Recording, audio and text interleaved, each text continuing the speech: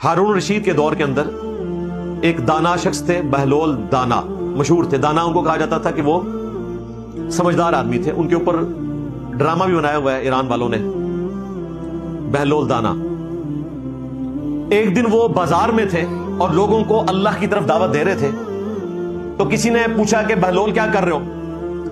उसने कहा कि मैं इनको बता रहा हूं कि वो तुम्हें माफ करने के लिए तैयार है, लेकिन ये लोग मेरी बात नहीं सुन रहे। वो बख्शने के लिए तैयार है। कुछ दिनों के बाद बहलोल दाना को किसी ने कब्रिस्तान में देखा, तो पूछा कि यहां क्या कर रहे हो? तो उसने कहा कि अब ये मान गए हैं मुर्दे, लेकिन वो नहीं मान रहा, क्योंकि अब टाइम खत्म हो चुका है।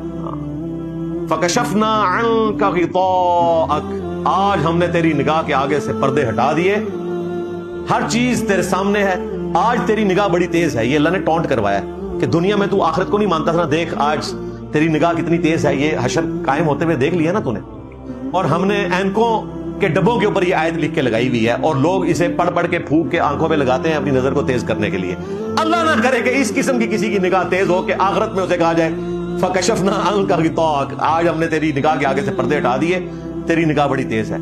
ये एनकों के ऊपर आप देखें, ये उसके डब्बों के ऊपर आयत लिखी होती है, और लोग कहते हैं कि ये दाम डाला जाता है निगाह तेज करने के लिए। ये हमारा इंटेलेक्चुअल लेवल है।